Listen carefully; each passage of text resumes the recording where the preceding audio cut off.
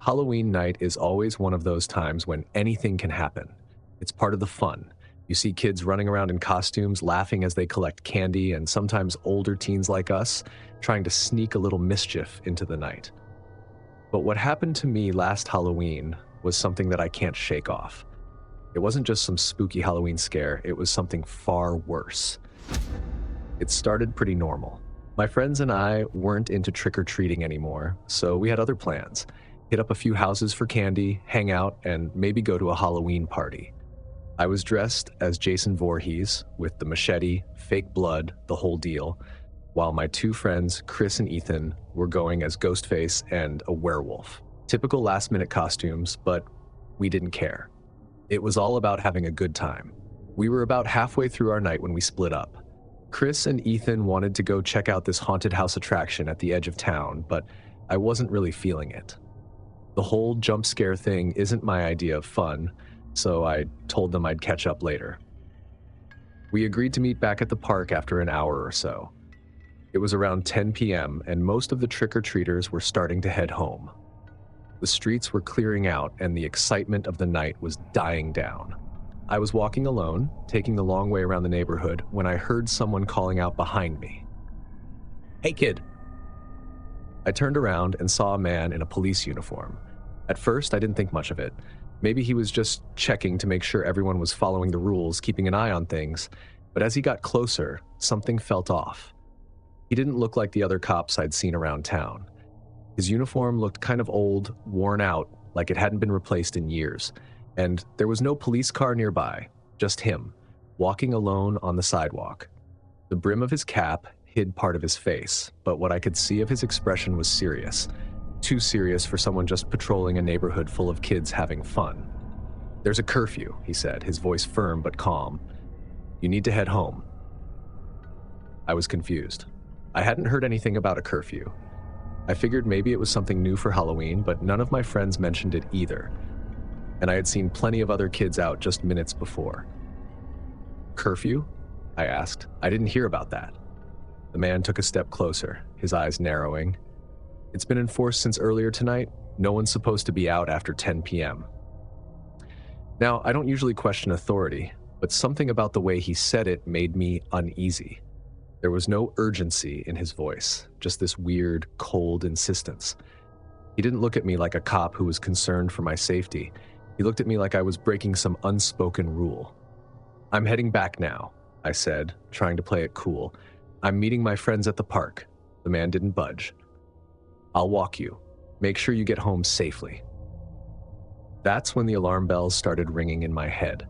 It wasn't that far to the park, and I didn't need anyone to walk me there. Plus, why would a cop bother with something like that when there were still plenty of kids out and about? None of it added up.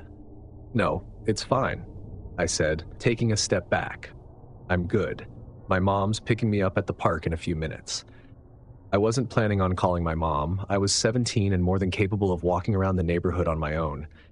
But something about this guy just didn't feel right, and I wanted him to know I wasn't alone. Maybe that would make him back off. He paused for a moment, looking me over like he was deciding whether or not to believe me. His eyes were cold, calculating, like he was sizing me up. "You shouldn't be out here alone," he finally said. "It's dangerous." His words sent a shiver through me, but not the kind you get from a good scare. It was more like a warning, like he was telling me I was in danger, but not from anything else out there, from him. "Yeah, well, I'll be fine," I muttered, already reaching into my pocket for my phone. "Thanks, though." I could feel his eyes on me as I pulled out my phone and pretended to dial my mom's number. I pressed the phone to my ear, my heart starting to beat a little faster as I tried to stay calm. "Hey, Mom? Yeah, I'm at the park. Can you come get me?" I kept talking, hoping the guy would get the hint, but instead, he took another step toward me. "You know, I can take you home," he said, his voice lowering. "It's not safe out here, and you don't want to get in trouble for breaking curfew." I started backing up, my phone still pressed to my ear, but my fake conversation wasn't fooling him. His expression shifted slightly, just enough for me to see the tension behind his eyes. He wasn't trying to help. He was trying to corner me. That's when I made my move. I'm just going to wait for my mom at the park, I said quickly, turning on my heel and heading down the sidewalk. I didn't bother looking back to see if he was following. All I knew was that I needed to get to the park, somewhere public where there would be people around. As I walked, I kept looking at my phone, pretending to be deep in conversation. But I couldn't help sneaking a few glances behind me.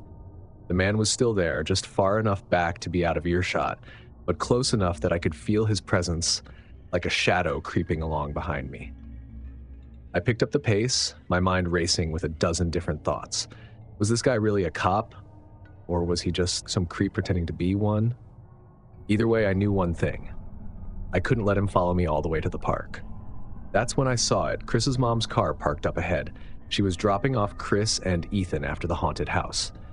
I jogged toward the car, waving them down. "Hey," I called out, trying to sound casual, but probably looking a little more frantic than I intended. Chris and Ethan got out of the car, laughing and talking about how great the haunted house was. When they saw me, though, their smiles faded. "Dude, what's up?" Chris asked. "Some guy's been following me," I whispered, looking over my shoulder. "He says he's a cop, but I don't think he's legit."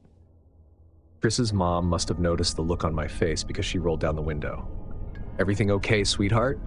"Yeah," I said, forcing a smile. "But there's this guy. He says there's a curfew and I should go home, but something's not right." She didn't hesitate. "Get in the car." I didn't argue. I climbed into the back seat, and Chris and Ethan slid in next to me. As soon as the door shut, Chris's mom drove off, leaving the man standing alone at the end of the block. I watched him through the rearview mirror, hoping that would be the last I'd ever see of him. But the story didn't end there. When we got back to my house, I told my mom what had happened. She was furious, especially when she realized this guy had been following me for blocks. She called the police to report it, and that's when things got even weirder. The local precinct said they didn't have any officers patrolling that area. No one had been assigned to enforce a curfew because there wasn't one. Whoever that man was, he wasn't a cop. He was pretending, and I had no idea what he had planned. For days after that, I couldn't shake the memory of his eyes, the way they seemed so empty yet so focused on me. I kept wondering what would have happened if I hadn't pretended to call my mom, if I hadn't run into Chris and Ethan, if I had let that man take me home. I still walk around my neighborhood sometimes, but I'm a lot more careful now. Halloween's coming up again, and I can't help but think about that night. There are some monsters you expect to see on Halloween, ghouls, vampires, ghosts, but sometimes the scariest ones are the people who wear normal faces, pretending to be something they're not. Because whoever that man was, he's still out there. And he's probably still wearing that uniform, looking for someone else to fool. This year, I'm definitely not heading out there alone.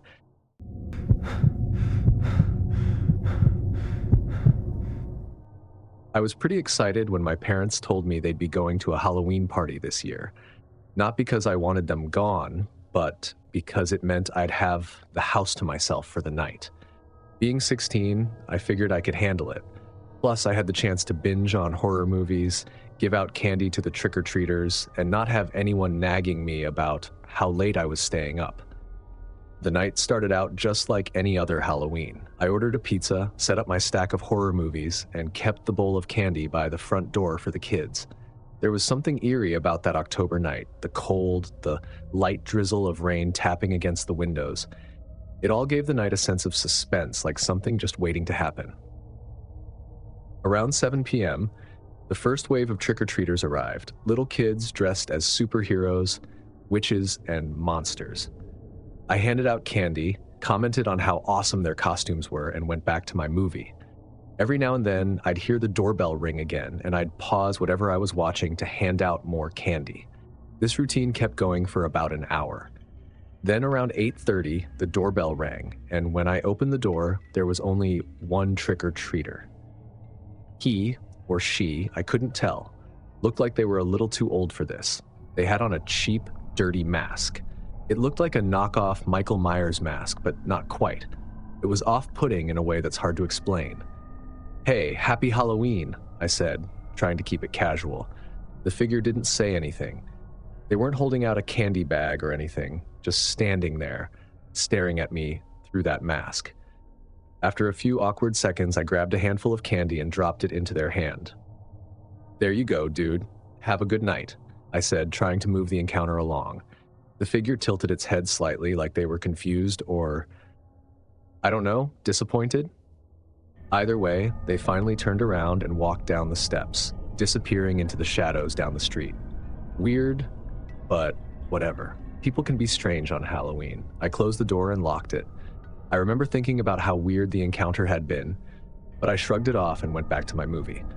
About half an hour later, I heard something that wasn't the TV or the rain. It was subtle at first, like a soft thump coming from somewhere upstairs. I muted the movie and listened. Silence. Maybe it was just the house settling. I brushed it off, but a few minutes later, I heard it again, only this time it was louder. It wasn't just one thump, it was a series of creaks like someone was walking. My first thought was that I'd left the back door unlocked. I had stepped out earlier to bring in some decorations from the backyard and might have forgotten to lock it. No big deal, I told myself. It's just the wind pushing the door or something. But still, something gnawed at me, a sense of unease creeping in. I stood up and walked to the kitchen, which led to the back door. The lights in the kitchen were off, and as I approached, I could see that the back door was slightly ajar. My stomach sank. I always lock the door, at least I thought I did. I went to close it, but then I heard something, a faint sound, like rustling, coming from the stairs. There was no mistaking it now. Someone was in the house. My mind raced through the possibilities. Could it be my parents coming back early? Maybe a neighbor stopping by? But that didn't make sense. No one would come in through the back door without calling first. I stepped back from the kitchen and looked toward the stairs. That's when I saw him. The same figure, the one in the mask, was halfway up the staircase, standing still, like he was waiting for me to notice him. My heart jumped into my throat. This wasn't a harmless trick-or-treater anymore. This was someone who had let themselves into my house, and for what? I locked eyes with the mask. He didn't move. He just stood there, 1 foot on the stair, 1 foot off, like he'd been caught in the act of sneaking around. I felt my pulse quicken as I tried to figure out what to do. My phone was upstairs, in my room, and there was no way I was getting past him without a confrontation. I took a step back, and he took a step forward. "Hey," I shouted, trying to sound more confident than I felt. "What the hell are you doing?" No answer, just another step closer. I bolted for the stairs, my feet slamming against the wood as I raced up them 2 at a time. I didn't look back. My heart was pounding, but I made it to my room, slammed the door shut, and locked it. I pressed my back against the door, trying to catch my breath. For a moment, everything was silent again. I couldn't hear anything. No footsteps, no breathing, nothing. I grabbed my phone off the desk and dialed my mom. "Mom," I whispered frantically, "there's someone in the house." "What? What do you mean?" "I gave candy to this guy earlier, and now he's inside." "Call the police," she urged. "Lock yourself in your room and stay there. We're coming home right now." I hung up and immediately dialed 911. As I explained the situation to the dispatcher, I heard footsteps again, but this time they were slower, cautious. The masked figure was walking down the hallway outside my door. The dispatcher stayed on the line with me, but my attention was glued to the faint sound of footsteps creeping closer. Every creak of the floorboards felt like it was right outside the door. Then, the footsteps stopped. I held my breath, waiting for the worst. Was he standing right outside my door? Was he going to try to break in? I crouched down, trying to stay as quiet as possible, but my heart was pounding so loudly that it felt like he could probably hear it. Seconds passed, then minutes. I stayed frozen in place, gripping my phone like it was a lifeline. Eventually, I heard the sound of sirens in the distance. Thank God. The dispatcher told me to stay put until the police arrived and cleared the house. The next few minutes were the longest of my life. I didn't hear the footsteps anymore, and I didn't know where the masked figure had gone. For all I knew, he could have been hiding in one of the rooms, waiting for the cops to leave. Finally, I heard the police knocking on the front door. I rushed downstairs to let them in. The officers searched the house, but the intruder was gone. They found the back door wide open, just like I had left it, and a few scuff marks near the stairs, as if someone had been there, but no sign of the guy in the mask. They told me I did the right thing by locking myself in the room and calling for help, but still, it felt like an empty victory. The guy had been in my house, he had gotten so close, and I didn't even know what he wanted. The police stayed for a while, and my parents came home not long after, frantic but relieved that I was okay. They asked me a million questions, but I didn't have any answers. I couldn't explain why the guy had come back or why he'd chosen our house in the first place. Even though the police said they'd patrol the neighborhood for the rest of the night, I couldn't shake the feeling that the guy might come back. I locked every window, every door, and double-checked them before going to bed that night. And even though Halloween is supposed to be a night for fun and scares, this year, the scare was a little too real for my liking. Who knows what the guy wanted and why he came back?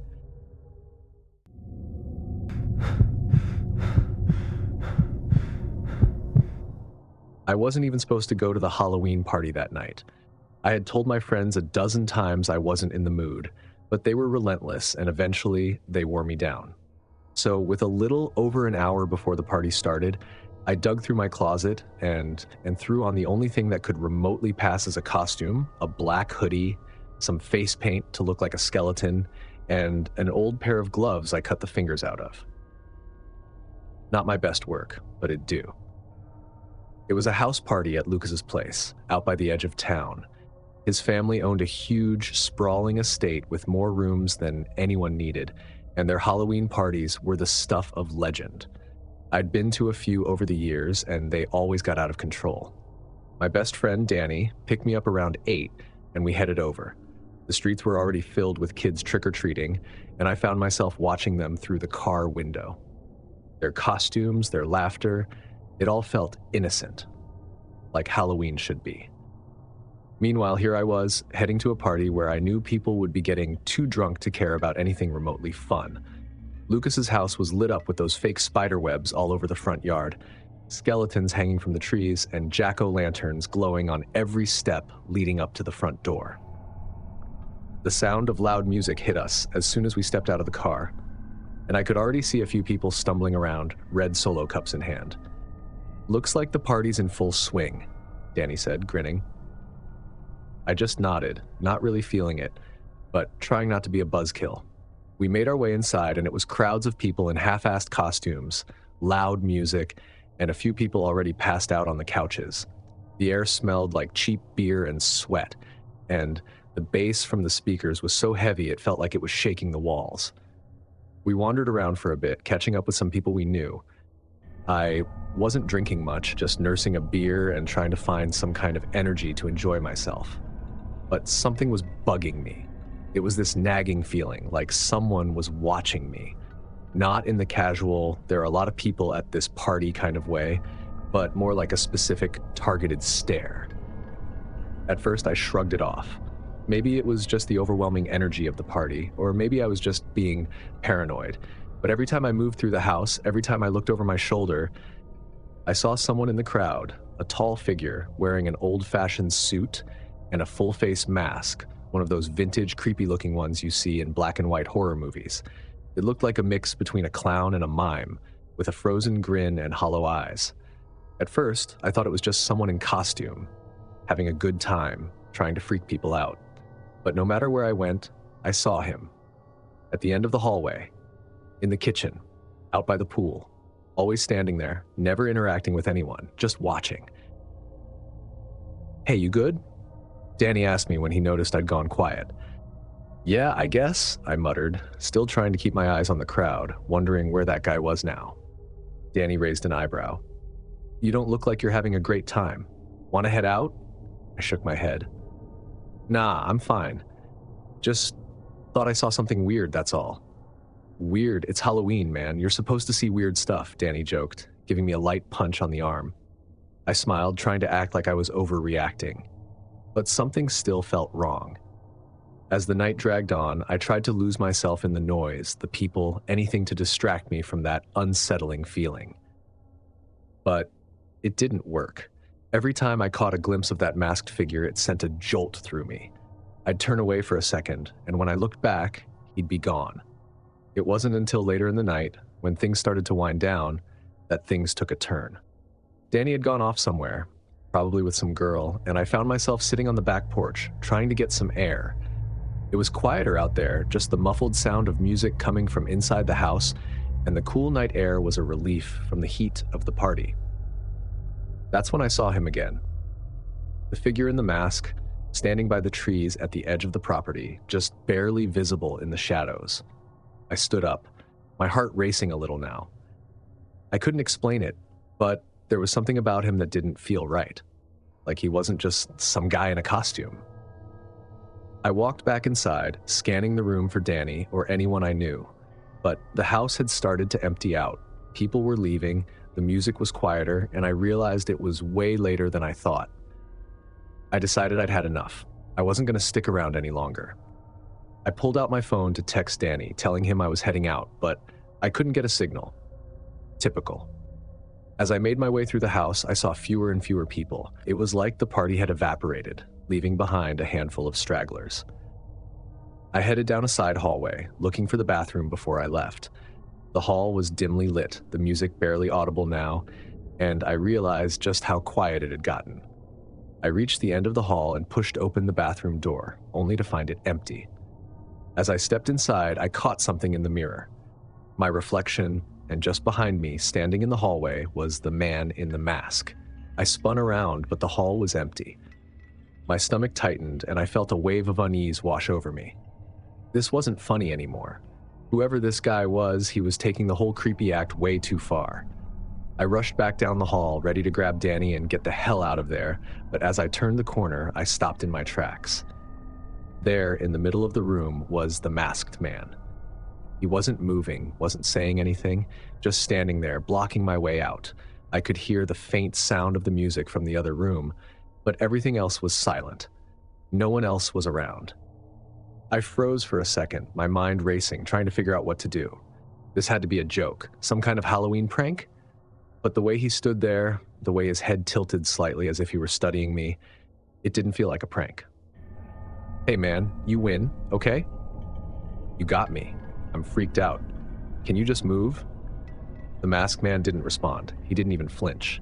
Just stood there, blocking my path. I took a step back, and that's when he moved. Slowly, he took a step forward, then another. His movements were unnaturally smooth, like he was gliding toward me. Okay, seriously, dude. This isn't funny, I said, my voice shaking now. I backed up farther. The man kept coming, one slow step after another, closing the distance between us. I turned and bolted down the hall and raced back toward the main room. I kept running until I burst through the back door, stumbling onto the porch. I looked around, but no one was there. The yard was empty, the house eerily quiet. For a second, I thought I might be losing it. Maybe I'd had too much to drink, or maybe the party had gotten to me. But then I heard the door behind me creak open, and I knew I wasn't imagining it. The masked man was following me. I didn't think, I just ran.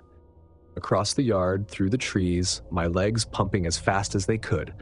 I could hear him behind me, his footsteps unnervingly steady, like he wasn't even trying to run, just keeping pace.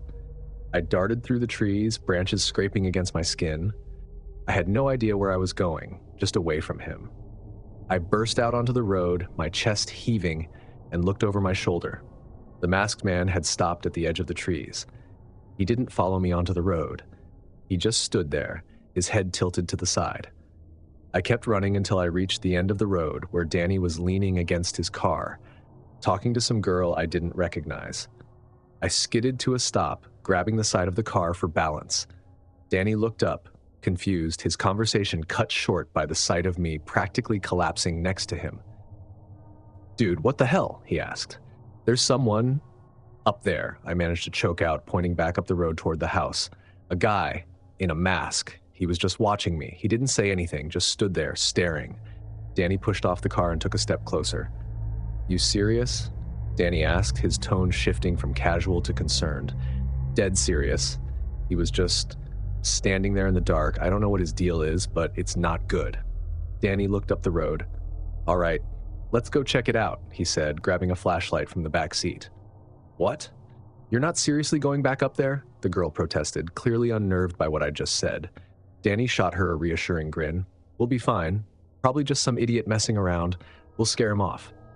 I hesitated, my pulse still racing, but the idea of confronting the guy with Danny at my side made me feel a little braver. All right, but if things get weird, we're getting out of there. Danny agreed, and we started back up the road. The street was eerily quiet now. I felt a mixture of fear and adrenaline pushing me forward. As we approached Lucas's house, I scanned the yard, expecting to see the masked man lurking behind one of the trees or peeking out from the bushes. But there was nothing. Just an empty yard. He was right here, I whispered, pointing to the spot where I'd last seen him. Danny swept the flashlight across the area, illuminating the porch, the trees, even the side of the house. But the man was gone. Are you sure you weren't just imagining things? Danny asked, his tone light, but there was a hint of doubt creeping in.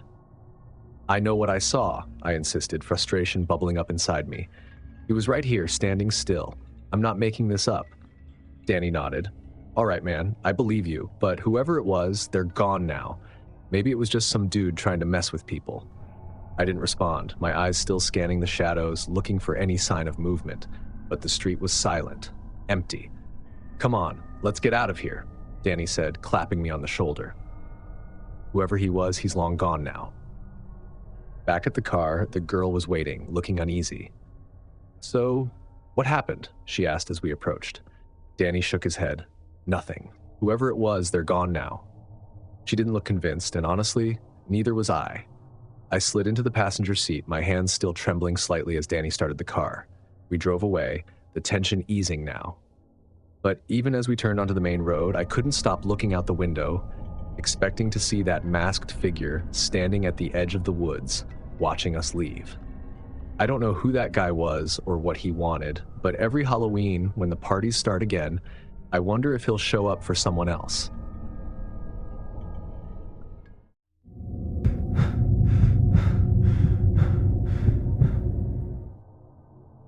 There's something about Halloween night that makes you do things you wouldn't normally do.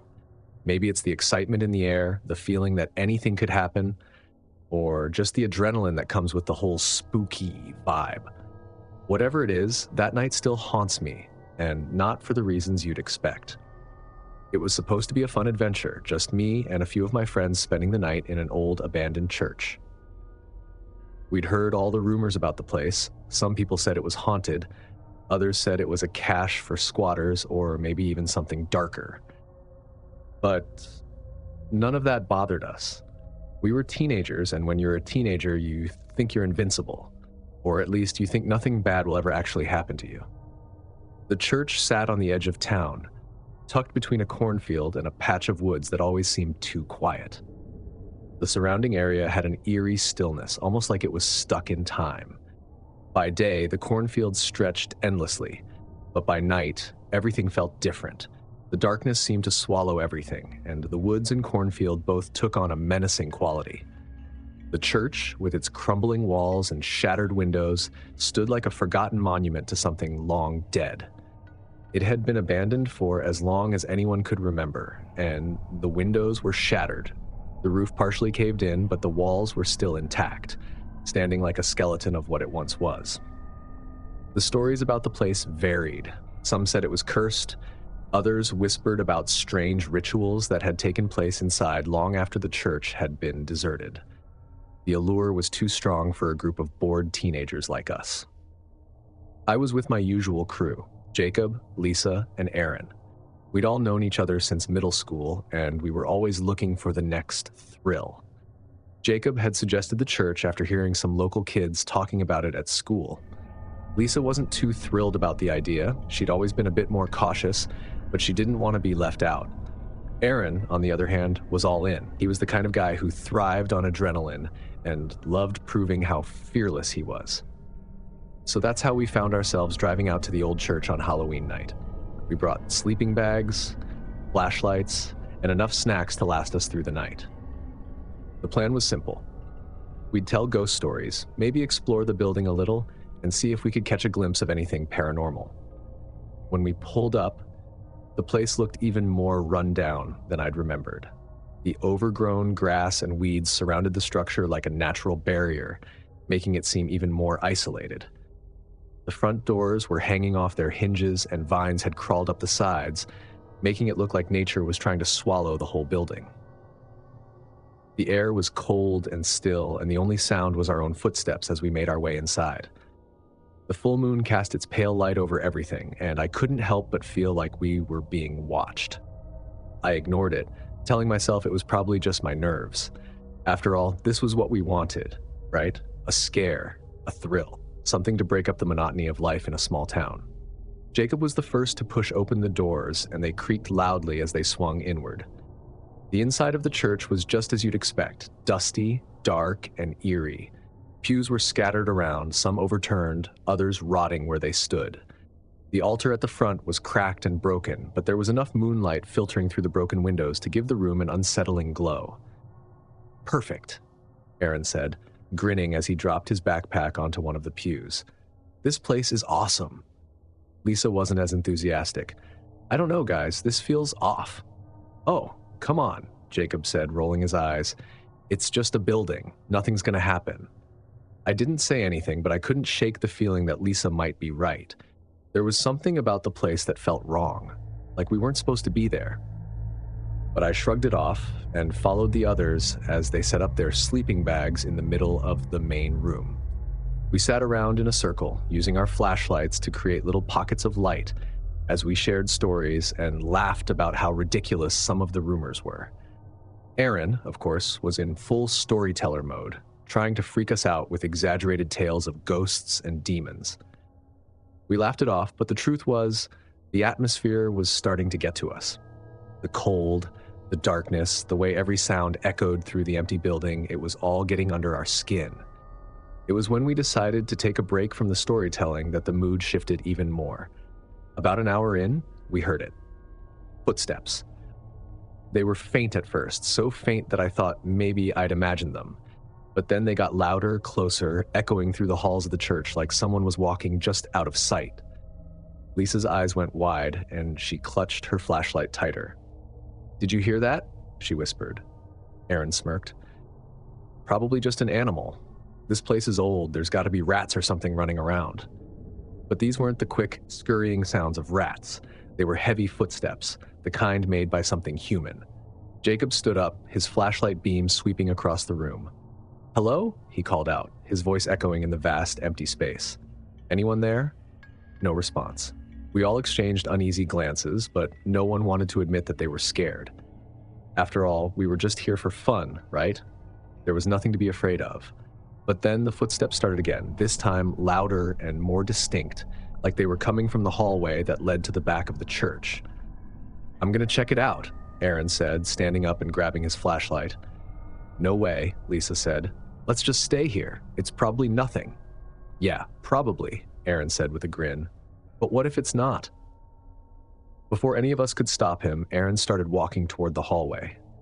Jacob and I followed, more out of solidarity than anything else, and Lisa reluctantly trailed behind us.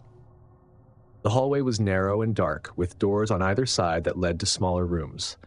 The footsteps had stopped, but the silence was even worse. Every gust of wind through the broken windows seemed magnified in the stillness. We reached the end of the hallway, where a single door stood slightly ajar. Aaron pushed it open, and we stepped inside what looked like an old storage room. It was small, with shelves lining the walls and a few broken chairs scattered around. But the thing that stood out the most was the door at the far end of the room, the one that led down to the basement. Jacob pointed his flashlight at it, and we all just stared at it for a moment. "You're not seriously thinking about going down there, are you?" I asked. "Why not? We came here to explore, didn't we?" Aaron said.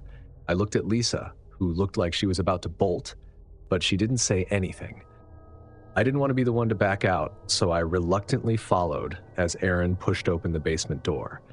The stairs creaked under our weight as we made our way down, and the smell of damp earth filled the air. It was colder down there, the kind of cold that seeps into your bones, and as we reached the bottom, we saw it. A figure. Standing in the corner of the basement. For a moment, none of us moved. None of us spoke. We just stared at the figure, trying to make sense of what we were seeing. It was tall, with broad shoulders, and it was standing completely still, facing the wall. "Who's there?" Aaron called out, his voice louder than it needed to be. The figure didn't move. It didn't even flinch. My heart was racing now, and I could feel the tension in the air as we waited for anything to happen. But the figure just stood there, silent and unmoving. "We should go," I said quietly. Aaron didn't argue this time. He took a step back and we all slowly backed up toward the stairs, never taking our eyes off the figure. But just as we reached the bottom step, the figure turned. It didn't turn around all the way, just enough for us to see its face. Or rather, the lack of one. Its face was featureless, smooth and pale, like it had been erased. That was enough for us. We bolted up the stairs, our footsteps echoing through the empty church as we ran back toward the main room. I could hear Lisa breathing heavily behind me, and Aaron's flashlight beam was bouncing wildly as he sprinted ahead. We didn't stop until we were outside, gasping for breath in the cold night air. What the hell was that? Jacob panted, doubling over with his hands on his knees. "I don't know," I admitted. "But we're not going back in there." None of us argued with that. We grabbed our stuff and got the hell out of there, not stopping until we were back in the car. As we drove away, I looked back at the church. The windows were dark, and the building looked as lifeless as ever, but I felt like something was still watching us from the shadows. We didn't talk much on the ride home. There wasn't much to say. We'd gone looking for a thrill, for a scare, and we'd found something far worse, something we couldn't explain. And to this day, I still don't know what we saw in that basement. But I do know one thing. I'm never going back to that church.